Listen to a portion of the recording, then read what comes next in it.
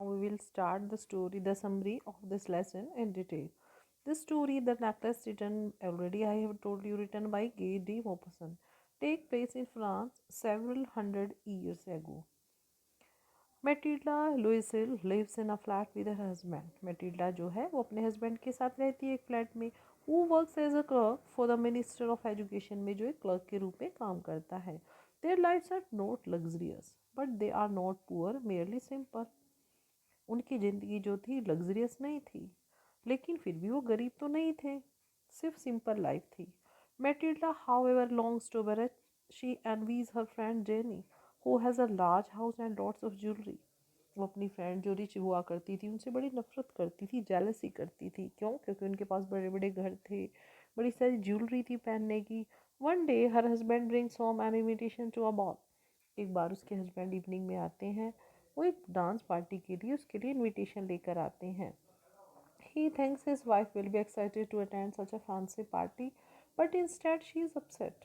वो सोचते हैं कि शायद उसकी वाइफ खुश होगी इतनी पार्टी को, बड़ी पार्टी को देखकर कि इनविटेशन आया, लेकिन इसकी बजाय वो अपसेट हो जाती है. She complains that she has nothing suitable to wear such an extravagant occasion. कि ऐसे अच्छे ओकेजन पर पहनने के लिए उसके पास कुछ है ही नहीं पहनने को. Her kind husband agrees to give her 400 francs that he has been saving to buy a new rifle to get herself a gown. लेकिन वो उसको फिर भी अपने जो उसने पैसे सेव किया हुआ था कि वो अपने लिए राइफल खरीदेगा, एक गन खरीदेगा, वो उसको एक गाउन खरीदने के लिए, उसकी ड्रेस खरीदने के लिए दे देता है. The week of the party Matilda seems anxious again. लेकिन जब पार्टी के दिन जैसे ही आता है वो फिर चिंतित हो जाती है. When her husband asks why, she says that she has no jewelry to wear with her dress. तो वो बताती है अपने हस्बैंड को कि मेरे पास ड्रेस तो चलो आ ही गई है, लेकिन ज्वेलरी तो मेरे पास है ही नहीं पहनने के लिए. He suggests that perhaps she could borrow something from her friend Jenny Forestier. उसको सुझाव देता है कि उसकी जो जेनी फ्रेंड है फॉरेस्टियर, शायद वो उससे कुछ मांग सके. Matilda goes to Jeanne's house and borrows a sparkling diamond necklace. उससे लेकर आ जाती है अपनी फ्रेंड से. She and her husband attend the gala and have a fabulous time. Finally they head home and the wee hours of the morning. ठीक है, जैसे ही वो अपने हेड करते हैं, घर की तरफ चलते हैं मॉर्निंग में. When they arrive home, Matilda realizes that necklace is missing. उसको तुरंत याद देखती है कि मेरा नेकलेस तो गुम हो चुका है. They wonder if it fell off in the carriage that they took home. तब वो उनको आश्चर्य होता है कि जिस गाड़ी में आया शायद उसमें तो नहीं गिर गया. But neither of them noticed the number. लेकिन उन्होंने गाड़ी का नंबर तो नोटिस किया ही नहीं था. Her husband goes out to search the street but returns empty-handed. गली में उसका हस्बैंड ढूंढने भी जाता है लेकिन फिर भी खाली हाथ लौट आता है. To stone for time, Matilda writes to her husband that she broke the clasp and is having it repaired. In the meantime, they find another necklace that matches the missing one, but it costly 36,000 francs. जो नया लेने जाते हैं वो, उसकी cost इतनी थी. Her husband fortunately inherited 80,000 francs from his father. अच्छी बात चलो ये थी, उसके पापा को, उसको हस्बैंड को उसके अपने पापा से 80,000 फ्रैंक्स तो एज एन मतलब संपत्ति में मिले हुए थे. But they will need to borrow the rest of the money. लेकिन बाकी और पैसे लेने के लिए उनको बोरो करना पड़ेगा, उधार लेना पड़ेगा.